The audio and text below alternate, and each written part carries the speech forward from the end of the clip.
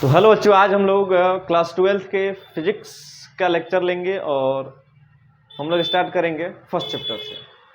तो हेलो बच्चों, आज से हम लोग क्लास 12th के फिजिक्स को पढ़ेंगे और क्लास 12th के फिजिक्स का फर्स्ट चैप्टर का नाम है विद्युत आवेश तथा क्षेत्र, जिसको हम बोलते हैं electric charge and field. Electric charge and field, तो सबसे पहले हम इस चैप्टर के नाम का इंट्रोडक्शन समझेंगे कि वास्तव में आवेश क्या होता है, विद्युत आवेश क्या होता है। फिर आगे हम लोग अगले लेक्चर में विद्युत क्षेत्र पे जाएंगे। तो ये अभी 2-3 लेक्चर के बाद आएगा, ये टॉपिक 2-3 टॉपिक के बाद आएगा, बाद में उस पर हम लोग बात करेंगे। सबसे पहले समझते हैं विद्युत आवेश। देखिए, विद्युत आवेश, सबसे पहले आवेश का नाम आया कहाँ से? 600 साल पहले, 600 ईसा के जन्म से 600 साल पहले यूनान के एक साइंटिस्ट थे, दार्शनिक वैज्ञानिक थे, जिनका नाम था थेल्स। उन्होंने बताया 600 साल पहले, ये याद रखिएगा, उनका नाम क्या था? थेल्स। थेल्स ने बताया, इनका नाम था थेल्स। इन्होंने बताया कि एम्बर नामक पदार्थ को जब ऊन से रगड़ा जाता है, उन्होंने बताया, थेल्स ने बताया कि एम्बर नामक कोई पदार्थ होता था, अभी भी होगा। एम्बर नामक पदार्थ को जब हम ऊन से रगड़ते हैं तो उसके पास किसी हल्के हल्के वस्तुओं को आकर्षित करने का गुण आ जाता है। एम्बर नामक पदार्थ को जब हम किसी ऊन से रगड़ते हैं तो उसमें क्या होता है? उसमें हल्की हल्की वस्तुओं को आकर्षित करने का एक गुण आ जाता है और इसी गुण को बाद में नाम दिया गया विद्युत, जिसको हम लोग इलेक्ट्रिसिटी कहते हैं। इस गुण को, जो आकर्षण का गुण है, जो एम्बर नामक पदार्थ के पास जो किसी दूसरे वस्तु को आकर्षित करने का जो गुण आया, उस गुण को हम लोग नाम दे दिए विद्युत। और चूंकि ये विद्युत घर्षण से आई, घर्षण का मतलब होता है किसी एक वस्तु को दूसरे वस्तु से रगड़ देना, और ये विद्युत जब घर्षण से उत्पन्न हुई, इसलिए इसको हम लोग घर्षण विद्युत भी कहते हैं। घर्षण विद्युत भी इसको हम कह सकते हैं, क्योंकि ये विद्युत घर्षण के कारण उत्पन्न हुई उस पदार्थ में। अब वास्तव में ये आप कल्पना कीजिए, सोचिए कि जब किसी पदार्थ को हम किसी दूसरे पदार्थ से रगड़ दिए, एम्बर को जब ऊन से रगड़ दिए, तो वो क्या करने लगा? तो हल्की हल्की वस्तुओं को आकर्षित करने लगा। यानी उसमें कुछ, उन दोनों वस्तुओं में कुछ ऐसी क्रिया हुई होगी जिसके कारण एम्बर नामक पदार्थ के पास एक आकर्षण शक्ति आ गई होगी किसी दूसरे वस्तु को आकर्षित करने के लिए। तो उस आकर्षण शक्ति आया कहां से उसके पास? तो वास्तव में जब हम किसी वस्तु को किसी दूसरे वस्तु से रगड़ते हैं तो जो एक से दूसरे पे जो ट्रांसफर होता है ना, वो चार्ज होता है, आवेश होते हैं। आवेश जो होते हैं किसी एक वस्तु से दूसरे वस्तु पे ट्रांसफर हो जाते हैं। क्योंकि आवेश हर एक वस्तु में है, जितनी भी वस्तुएं हैं उन सारे वस्तुओं में आवेश है। बशर्ते जब हम किसी दो वस्तुओं को रगड़ें, कोई दो वस्तु, बड़ा बड़ा वस्तु ले लें, और जब उन दोनों को रगड़ देते हैं हम, तो होता क्या है? जिसके पास ज्यादा चार्ज हो, जिस वस्तु के पास ज्यादा चार्ज हो, जैसे मान के चलिए कि एक चौक है, एक पेन है, इन दोनों को रगड़े, अगर इसके पास ज्यादा चार्ज है इसके पास, तो ये क्या करेगा? चार्ज को इस पे से इस पे भेज देगा। मतलब ये अगर इस पे कम चार्ज है तो ये कुछ चार्ज इस पे से ले लेगा, और जब ये चार्ज ले लिया तो इसके पास आकर्षण शक्ति का गुण आ गया। ये दूसरे वस्तु को, हल्के हल्के वस्तुओं को आकर्षित करने लगेगा, क्योंकि इसके पास क्या आ गया? चार्ज आ गया। चार्ज जो है ना, वो बहुत छोटी सी चीज है, बहुत एक पदार्थ का एक बहुत आंतरिक गुण है, एक आंतरिक प्रॉपर्टी है, जिसको डिफाइन नहीं किया जा सकता है। जिस प्रकार से हर एक वस्तु में कुछ ना कुछ मास होता है, कुछ वस्तु का द्रव्यमान होता है, उसी प्रकार से हर एक वस्तु में चार्ज होता है, जिसको हम लोग कहते हैं आवेश। आवेश, जिसको हम लोग क्या कहते हैं? आवेश, यानी चार्ज। ये किसी वस्तु पे कब आता है? किसी वस्तु पे चार्ज कब आता है? कि जब वो वस्तु किसी दूसरे वस्तु के संपर्क में आए। जैसे मान के चलिए कि यहाँ पे कोई ऑब्जेक्ट है जिस पे कुछ चार्ज है, कुछ चार्ज, ठीक है ना, प्लस चार्ज, इस पे बहुत सारा प्लस चार्ज हो, और इसको हम किसी ऐसे वस्तु से रगड़ दिए जिसके पास प्लस चार्ज के साथ साथ माइनस चार्ज भी हो, ऐसे। अब चार्ज के रूप में इलेक्ट्रॉन एक दूसरे में ट्रांसफर होते हैं। जैसे अगर इस वस्तु के पास मान के चलिए कि 10 इलेक्ट्रॉन हो और इसके पास अगर 9 इलेक्ट्रॉन हो, तो आप देखिए यहाँ पे 10 इलेक्ट्रॉन इसके पास ज़्यादा है, तो क्या होगा? तो चार्ज एक इलेक्ट्रॉन यहाँ से यहाँ पे आ जाएगा, एक इलेक्ट्रॉन इसमें से निकल के यहाँ पे आ गया, और जैसे यहाँ पे आया तो इसके पास 10 इलेक्ट्रॉन हो गए, यानी एक इलेक्ट्रॉन की संख्या बढ़ गई। यानी हम कहेंगे कि अब ये वस्तु आवेशित हो गए, चार्ज हो गए। चार्ज क्यों हो गए?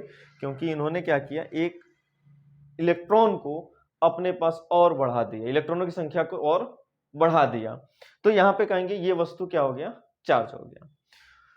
चार्ज को डिफाइन नहीं किया जा सकता है। चार्ज जो होता है एक वस्तु की सबसे आंतरिक प्रॉपर्टी है, सबसे वस्तु का सबसे आंतरिक गुण है, ये सब में होता है, हर एक वस्तु में चार्ज होता है, ठीक है ना। चार्ज जो होते हैं, चार्ज वो दो प्रकार के होते हैं।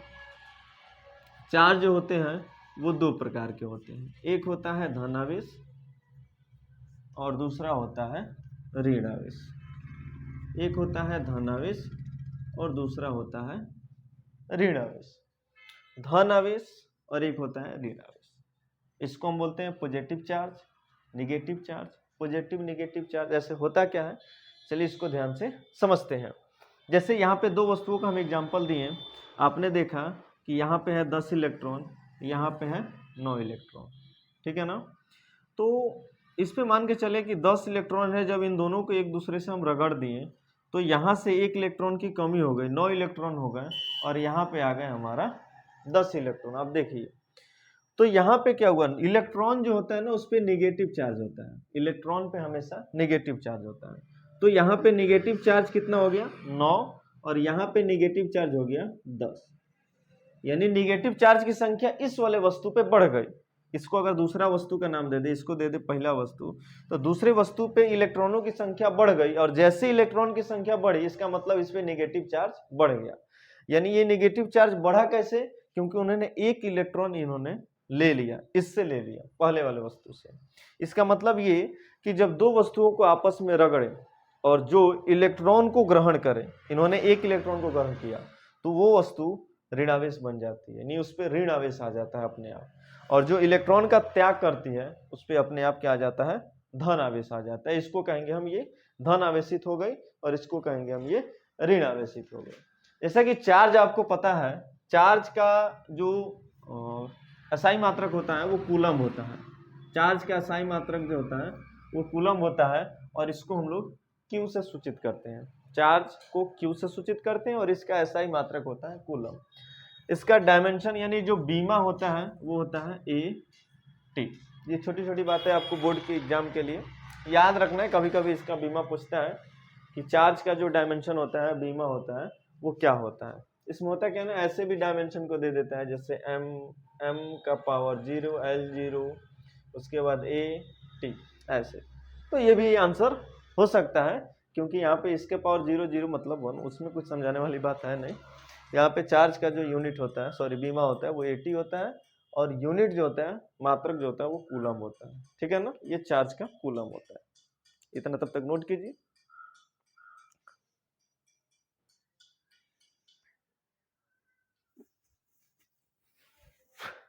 चलिए इसमें हम थोड़ा सा और समझते हैं कि चार्ज हम लोग जान गए कि दो प्रकार के होते हैं, एक होता है धनावेश, एक होता है ऋण आवेश। यहाँ पे देखिए, जो जब दो धनावेश चार्ज एक दूसरे के संपर्क में आएंगे तो ये दोनों एक दूसरे को प्रतिकर्षित करेंगे। ये याद रखना है, जब सेम चार्ज हो तो एक दूसरे को क्या करेंगे, प्रतिकर्षित करेंगे, है ना। जब अलग अलग चार्ज हो तो वो दोनों एक दूसरे को आकर्षित करेंगे। ये चार्ज का एक ये भी प्रॉपर्टी होता है कि अगर अलग अलग चार्ज हो, जैसे एक पे माइनस चार्ज हो, एक पे प्लस चार्ज हो, तो वो दोनों चार्ज एक दूसरे को क्या करेंगे, आकर्षित करेंगे। और एक पे प्लस चार्ज हो, दूसरे पे प्लस चार्ज हो, तो वो दोनों चार्ज एक दूसरे को प्रतिकर्षित करेंगे, ठीक है ना। इसमें एक बहुत इंपॉर्टेंट टॉपिक आता है जिसको हम लोग बोलते हैं आवेश संरक्षण का सिद्धांत। आवेश संरक्षण का सिद्धांत, यहां से आपको समझना बहुत ही जरूरी है, क्योंकि यहां से अब इंपॉर्टेंट टॉपिक आपका स्टार्ट हो गया, आवेश संरक्षण का सिद्धांत, जिसको हम बोल सकते हैं conservation of principle of conservation. इसको बोल सकते हैं principle of charge conservation. Charge conservation, देखिए ये होता क्या है, ये सबको पता है। संरक्षण का मतलब होता है संरक्षित करना, किसी चीज को रखना, इकट्ठा करके सुरक्षित रखना। तो संरक्षण का मतलब, अब किसका संरक्षण यहाँ पे किया जा रहा है? आवेश का। आवेश संरक्षण का सिद्धांत यानी प्रिंसिपल ऑफ चार्ज कंजर्वेशन या प्रिंसिपल ऑफ कंजर्वेशन, ये भी लिख सकते हैं आप, ठीक है ना, प्रिंसिपल ऑफ कंजर्वेशन। देखिए संरक्षण का मतलब होता है कि एक किसी भी वस्तु को किसी एक जगह संरक्षित करके रख देना, सुरक्षित रख देना, वही संरक्षण है। तो चूंकि यहाँ पे आवेश का संरक्षण कर रहा है तो इसका मतलब ये हो रहा है कि आवेश को हम नष्ट नहीं कर सकते, उसको सुरक्षित ही रख सकते हैं। तो इसको अगर आप अच्छे तरीके से बताना चाहते हो तो आप ये बोल सकते हो कि आवेश को नहीं उत्पन्न कर सकते हैं हम और ना ही नष्ट कर सकते हैं, केवल आवेश को एक वस्तु से दूसरे वस्तु में स्थानांतरण करा दिया जाता है। यानी किसी वस्तु में अगर जितना चार्ज हो, ठीक है ना, 50, 40, या फिर इसका दूसरा तरीका यह है कि किसी निकाय में टोटल जितना चार्ज हो उसका कितना ही हम कुछ भी करें वो चार्ज हमेशा उस पर उतना ही रहने वाला है। चलिए कहने का मतलब ये है कि मान के चलिए कि एक वस्तु है, जैसे देखो ये पेन है, इसमें मान के चलो कि 12 कूलम्ब चार्ज है। इसको ध्यान से समझना, आवेश संरक्षण का सिद्धांत। आवेश संरक्षण का सिद्धांत है कि आवेश को नहीं हम उत्पन्न कर सकते और ना ही नष्ट कर सकते हैं, केवल एक जगह से दूसरी जगह हम स्थानांतरण करा सकते हैं। तो केवल अगर इस पे चार्ज है, अगर 12 या चलो 12 कूलम्ब चार्ज है, इसको हम खूब ऐसे हिला दिए, ठीक है ना। हिलाने के बाद इसको हम अब ये सोचें कि भाई ये चार्ज यहाँ से हट गया दूसरी जगह चला गया, तो नहीं है। यहाँ पे हिलाने पटके तब भी इस पे 12 कूलम्ब ही चार्ज होगा। जैसे इसको समझिए, चलिए यहाँ पे एक हम ऑब्जेक्ट ले लेते हैं, कोई वस्तु है और जिस पे चार्ज है, मान लीजिए यहाँ पे प्लस चार्ज है 3 कूलम्ब, यहाँ पे 4 कूलम्ब चार्ज है ना, यहाँ पे -2 कूलम्ब चार्ज है। अब इस वस्तु को क्या किए, खूब रगड़े, खूब ऐसे हवा में पटके, ऐसे खूब हिलाए, हिलाने के बाद उसको हम रख दें। तो रखने के बाद भी हो सकता है ये दोनों चार्ज एक जगह का स्थान बदल दे, 4 कूलम्ब इधर जाए 3 कूलम्ब इधर आ जाए, स्थान न बदले तभी इसमें से 1 कूलम्ब निकल के इसमें आ जाए, 4 कूलम्ब हो जाए, यहाँ पे 4 कूलम्ब की जगह 2 कूलम्ब हो जाए या -2 कूलम्ब चार्ज हो जाए। लेकिन चार्ज जितना है उतना ही चार्ज अगले बार भी रहेगा इस वस्तु में। अब हम कहें कि बताओ अब इसमें यहाँ पे कितना चार्ज होगा, तो क्या करोगे, अब देखो यहाँ पे प्लस चार्ज है, 4 3 7 कूलम्ब और एक यहाँ पे 2 कूलम्ब माइनस में है, घट जाएगा तो हो जाएगा 5 कूलम्ब, 5 कूलम्ब चार्ज। तो इसका मतलब यहाँ भी इस वस्तु पे 5 कूलम्ब ही चार्ज रहेगा। यानी कहने का मतलब ये कि ये है 4 कूलम्ब, ये माइनस में है, 2 घट जाएगा तो 2 कूलम्ब बचेगा। अब यहाँ पे क्या रखें कि 5 कूलम्ब हो जाए, तो 3 कूलम्ब यहाँ पे चार्ज रखना पड़ेगा, 3 कूलम्ब। जब 3 कूलम्ब रख देंगे तो फिर ये 4 3 7 और 7 में से 2 घट जाएगा 5 कूलम्ब। यानी कहने का मतलब ये कि इसको दूसरे तरीका से अगर हमको बताना हो तो हम बता सकते हैं कि किसी निकाय में उपस्थित टोटल चार्ज जो होता है उसका बीजगणितीय योग हमेशा नियत रहता है।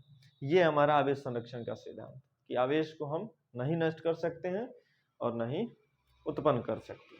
ठीक है, इसको नोट कीजिए।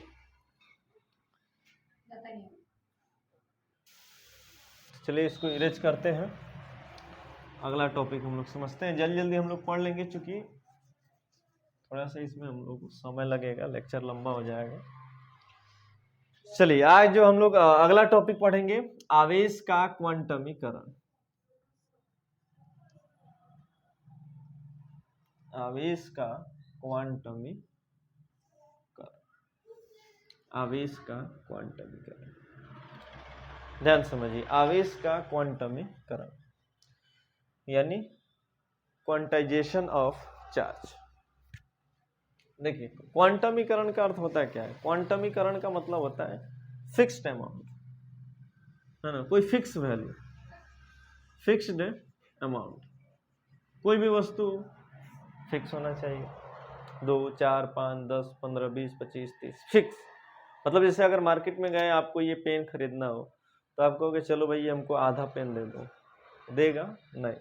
वो कभी भी आपको 1 पेन देगा, 2 पेन देगा, 3 4 5 यही पेन देगा ना। यानी पेनों की संख्या एक फिक्स होगी, आधा नहीं हो सकता है, 1.5 नहीं होता, 2.5 नहीं हो सकता है।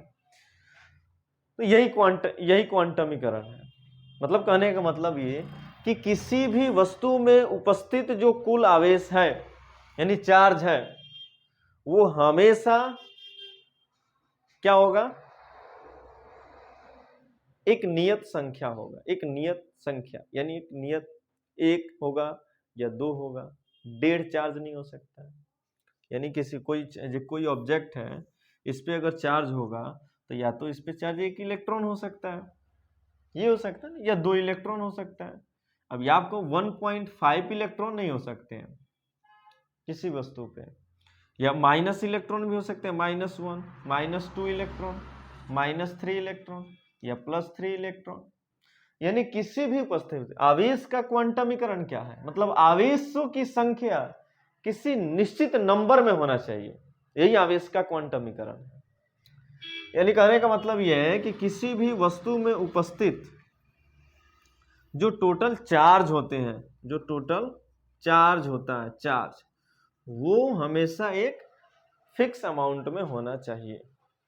अब इसको अगर हम एक लाइन में बोलें तो Q = N × E, plus minus, चूंकि प्लस माइनस दोनों में से कोई भी एक हो सकता है। यानी किसी वस्तु में उपस्थित टोटल चार्ज, ठीक है ना, उसमें उपस्थित एक इलेक्ट्रॉन और इलेक्ट्रॉनों की संख्या का पूर्ण गुणज होता है, यानी गुणा। Q किसी वस्तु पे टोटल चार्ज, उसमें उपस्थित एक इलेक्ट्रॉन और इलेक्ट्रॉनों की संख्या का पूर्ण गुणज होता है। ये चार्ज प्लस माइनस दोनों में हो सकता है। तो Q = N × E, ये एक फॉर्मूला निकल के आता है आवेश के क्वांटमीकरण टॉपिक से। चलिए इस पे एक छोटा सा न्यूमेरिकल भी हम लोग कर लेते हैं। इसमें तो कोई दिक्कत नहीं। आवेश का क्वांटमीकरण क्या होगा कि किसी भी वस्तु पर उपस्थित कुल आवेश है ना, उसमें उपस्थित इलेक्ट्रॉनों की संख्या तथा एक इलेक्ट्रॉन पे कुल चार्ज के गुणनफल के बराबर होता है। ठीक है, इसको नोट कीजिए। इस पे एक छोटा सा न्यूमेरिकल कर लेते हैं हम लोग। चलिए इसको इरेज करते हैं और इस पे एक छोटा सा न्यूमेरिकल करते हैं।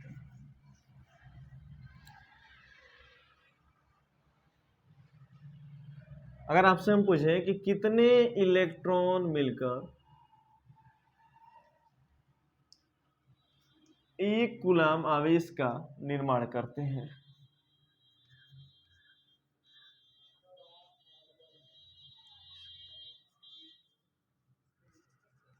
सवाल कितने इलेक्ट्रॉन किसी वस्तु पे उपस्थित, अगर एक इलेक्ट्रॉन है तो इलेक्ट्रॉनों की संख्या कितनी होगी कि उस वस्तु पे जो चार्ज होगा वह एक कूलम हो जाएगा। ये सवाल है। देखो इसमें क्या करेंगे, इसको अगर कर सकते हो तो करो और फिर नहीं तो हम बताते हैं। चलिए देखते हैं। कह रहे कि कितने इलेक्ट्रॉन मिलकर एक कूलम आवेश का निर्माण कर सकते हैं। आपको पता है आवेश को Q से सूचित करते हैं। Q का वैल्यू दिया है 1 कूलम। ठीक है, कितने इलेक्ट्रॉन यानी इलेक्ट्रॉनों की संख्या पूछ रहा है, नंबर ऑफ इलेक्ट्रॉन मिलकर एक कूलम आवेश का निर्माण कर सकता है। और एक इलेक्ट्रॉन पे कितना चार्ज होता है, 1.6 × 10⁻⁻19 कूलम। ये आप याद कर लीजिएगा। एक इलेक्ट्रॉन पे जो चार्ज होता है 1.6 × 10⁻19 कूलम। अब आप आवेश के क्वांटमीकरण के फॉर्मूला से पता है Q = ±N × E। Q के जगह पे 1, N के जगह पे N ही रहने देंगे और E के जगह पे 1.6 × 10⁻19। क्या होगा, यहाँ पे N हमको निकालना है, एक इधर ही रह जाएगा और ये इधर आके भाग में हो जाएगा 1.6 × 10⁻19। क्योंकि -19 है, इसको ऊपर भेज देंगे तो ये हो जाएगा +19। ठीक है, N = अब देखो जब इस पॉइंट को हटाएंगे तो ऊपर चला जाएगा 10 × 10⁻19/16।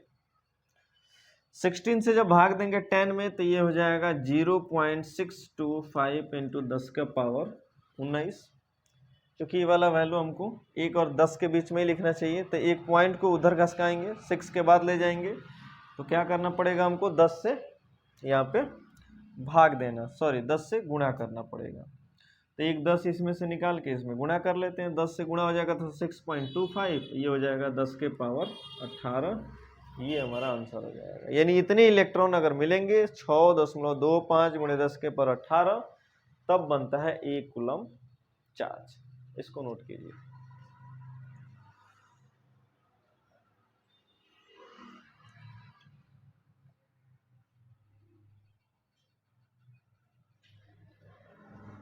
चलिए आगे बढ़ते हैं हम लोग। अब ये वाला जो टॉपिक है बच्चों,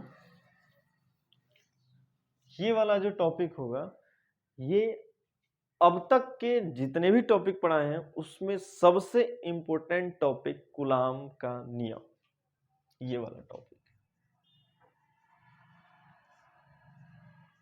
कूलाम का नियम, कूलम्स लॉ।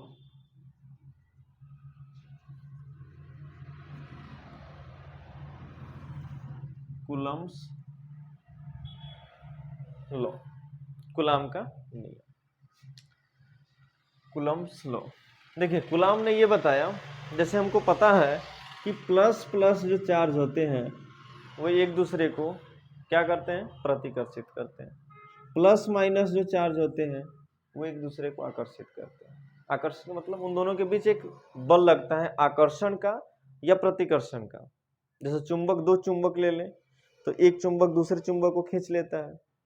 ऐसा इसलिए होता है क्योंकि वो उसके पास कोई फोर्स आता है जिस फोर्स के चलते वो दूसरा चुंबक को अपने पास खींच लेता है। वैसे ही जब दो चार्ज को हम लेते हैं, अगर दोनों चार्ज अलग अलग हो, एक प्लस हो एक माइनस हो, तो वो दोनों एक दूसरे को आकर्षित कर लेंगे, और दोनों पे अगर सेम चार्ज हो तो एक दूसरे को दूर कर देंगे। तो वास्तव में वो जो आकर्षण बल है, उस बल का वैल्यू अगर हमको निकालना है, कितने बल से वो एक दूसरे को आकर्षित कर रहे हैं या प्रतिकर्षित कर रहे हैं, तो उसके लिए कूलाम ने एक नियम बताया। उस नियम के सहायता से हम आवेशों के बीच आकर्षण या प्रतिकर्षण बल निकाल सकते हैं। जैसे मान के चलिए कि एक यहाँ पे Q1 चार्ज है, प्लस चार्ज है, एक यहाँ पे Q2 चार्ज है, दोनों प्लस है, प्लस में ही है। जब दोनों प्लस में है तो ये दोनों एक दूसरे को प्रतिकर्षित करेंगे, ठीक है ना। और इनके बीच का डिस्टेंस ले लेते हैं हम, सेंटर टू सेंटर r। इनके बीच का जो डिस्टेंस है, सेंटर से सेंटर होना चाहिए, r डिस्टेंस है। तो हमको पता है ये जो Q1 वाला है वो Q2 पे एक फोर्स लगाएगा। किस पे फोर्स लगाएगा, Q2 पे, यानी F2 कौन लगाएगा, Q1, ठीक है। उधर वाला जो Q2 है वो भी इस पे एक फोर्स लगाएगा, 1 वाले पे 2 फोर्स लगाएगा, Q2 फोर्स लगाएगा, ठीक है। यानी फोर्स F1 ड्यू टू 1, यानी इस आवेश पे एक फोर्स लग रहा है Q2 के द्वारा, और इस आवेश पे एक फोर्स लग रहा है Q1 के द्वारा। फोर्स का डायरेक्शन पता है, क्योंकि ये एक दूसरे को प्रतिकर्षित करेंगे, एक इधर जाएगा और एक उधर जाएगा। ये आपको पता है, इन दोनों के बीच का डिस्टेंस हमारा है r, दोनों के बीच का डिस्टेंस r है। तो कूलाम ने ये बताया कि इन दोनों के बीच जो लगने वाला फोर्स है, फोर्स जो बल है, वो इन दोनों आवेशों के गुणनफल के समानुपाती होगा, इन दोनों आवेशों के गुणनफल के समानुपाती, और इन दोनों आवेशों के बीच की दूरी का व्युत्क्रमानुपाती होगा, यानी F व्युत्क्रम r स्क्वायर, 1/r²। जब इन दोनों को हम मिला देंगे तो एक फॉर्मूला आ जाएगा, F k into Q1 into Q2 upon में r²। ये एक फॉर्मूला बनेगा, F is equal to k into Q1, इधर दिख नहीं रहा है, यहाँ पे लिख देते हैं, F is equal to k into Q1 into Q2 upon r²। ये एक फॉर्मूला बन जाएगा फोर्स निकालने का। यानी कहने का मतलब ये है कि अगर कोई दो आवेश एक दूसरे को आकर्षित कर रहे हैं या प्रतिकर्षित कर रहे हैं, तो उन दोनों के बीच जो फोर्स लगता है वो इसके बराबर होता है। k एक कांस्टेंट है, k एक कांस्टेंट वैल्यू है ना, जिसका वैल्यू होता है 9 गुणे 10 के पावर 9। लेकिन केवल हवा के लिए ये जो वैल्यू है ना, केवल एयर के लिए है, मतलब ये दोनों चार्ज एयर में होना चाहिए। एयर के अलावा अगर इसको हम वाटर में डाल देते हैं, ग्लास में डाल देते हैं, तो इस k का वैल्यू बदल जाएगा। इस पे हम अगले लेक्चर में बात करेंगे, है ना। अभी तक बस इतना जानिए कि एयर के लिए जो k का वैल्यू है 9 गुणे 10 के पावर 9, यानी ये जो k का वैल्यू है ना, वो डिपेंड करता है मीडियम पे। डिपेंड्स ऑन मीडियम, ये माध्यम पर निर्भर करता है। के का जो वैल्यू है वो माध्यम पर निर्भर करता है। यानी इस फॉर्मूले के सहायता से हम किसी दो आवेशों के बीच आकर्षण या प्रतिकर्षण बल निकाल सकते हैं। इस टोटल लेक्चर का अगर आपको नोट्स चाहिए तो डिस्क्रिप्शन में एक लिंक डाल दी है, उस लिंक पर क्लिक करके हमारे ग्रुप से जुड़िए और फिर मैसेज करने के दौरान आपको इस टोटल लेक्चर का आपको नोट्स मिल जाएगा। ठीक है, तो अगर दो चार्जों के बीच हमको आकर्षण या प्रतिकर्षण बल निकालना हो तो हम सबको पता है इस फॉर्मूले की सहायता से हम दो आवेशों के बीच लगने वाला आकर्षण या प्रतिकर्षण बल निकाल सकते हैं। ठीक है, थोड़ा सा और 2 मिनट हम बात कर लेते हैं। ये जो के है, के हमको पता है ये कांस्टेंट है केवल एयर के लिए, मतलब हर एक मीडियम में इसका वैल्यू बदलेगा, ये आपको पता होना चाहिए।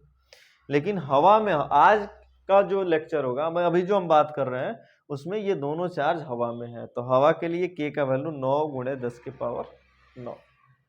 ठीक है ना। कहीं कहीं एक चीज और बता देते हैं, कहीं कहीं फॉर्मूला जो होता है ना ये एफ वाला, वो ऐसे भी लिखा रहता है, के की जगह पे 1/4πε0 into Q1 Q2 upon R²। आप कहोगे सर ये तो आपने बताया नहीं, ये भी होता है फॉर्मूला। ठीक है ना, क्योंकि के का जो वैल्यू होता है ना वो इसके बराबर होता है 1/4πε0 इंटू Q1 Q2 R²। ε0 एक विद्युत शीलता है, हवा की विद्युत शीलता, हवा या निर्वात की विद्युत शीलता। इसके बारे में हम नेक्स्ट लेक्चर में आपको खूब अच्छे से इस पे हम डिस्कस करेंगे, अभी इसको हम उस पे नहीं जाना चाहते हैं। की का देखिए, की का अगर आपसे पूछे कि डायमेंशन बताइए, सॉरी डायमेंशन भी निकाल सकते हो, यूनिट बताइए। यूनिट कैसे निकालोगे, देख लो, के यहाँ पे है ना, के का यूनिट निकालना है तो क्या करना पड़ेगा, पहले इसको नोट करो फिर आगे बताते हैं।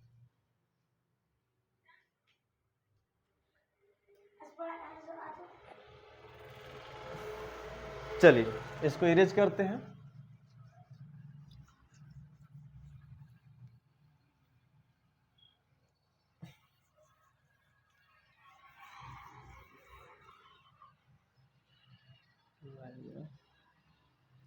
चलिए अभी हमने आपको फॉर्मूला बताया था F = K × Q1 × Q2 upon R²। यहाँ से अगर K का वैल्यू निकालें, K का, तो F का F R² भाग में इधर आ गया तो गुणा में ये Q1 Q2 इधर आ जाएगा तो बटा। अब आपको पता है F का वैल्यू न्यूटन, वैल्यू का मतलब यूनिट, यूनिट ही तो निकाल रहे हैं ना K का। तो बल का मात्रक न्यूटन, ये R दूरी है, दूरी का मात्रक मीटर, स्क्वायर है तो स्क्वायर है ना, बाकी ये बटा में ये आवेश है, आवेश का मात्रक कूलम, कूलम में कूलम से गुणा हो गया कूलम स्क्वायर। तो के का जो मात्रक है न्यूटन मीटर स्क्वायर पर कूलम स्क्वायर, ये मात्रक निकल गया। और इसी मात्रक की सहायता से आप बीमा भी निकाल सकते हो। देखो यहाँ बीमा भी बता देते हैं, है ना, बीमा भी निकाल देते हैं। देखो बल जो है, बल का बीमा होता है MLT-2, R मतलब दूरी, दूरी का बीमा L, 2 है पावर में तो 2 बटा, इधर है आवेश, आवेश का बीमा होता है AT, और चूंकि 2 है तो पावर में इसके 2 लगा देंगे। अब देखो M का M, L का पावर 1, L का पावर 2, तो बच गया L का पावर 3। ये 2t का पावर -2 पहले से है, एक t का पावर 2 ऊपर चला जाएगा तो वो भी -2 हो जाएगा, t का पावर -4 और a का पावर हो जाएगा -2। तो ये डायमेंशन हो जाएगा हमारा किसका, k का। तो आज के लेक्चर में इतना ही। नेक्स्ट लेक्चर में हम कूलाम के नियम का सदिश निरूपण लेके आएंगे और जो आपको बताए थे ε0 के बारे में आपको खूब अच्छे से समझाएंगे। Thank you.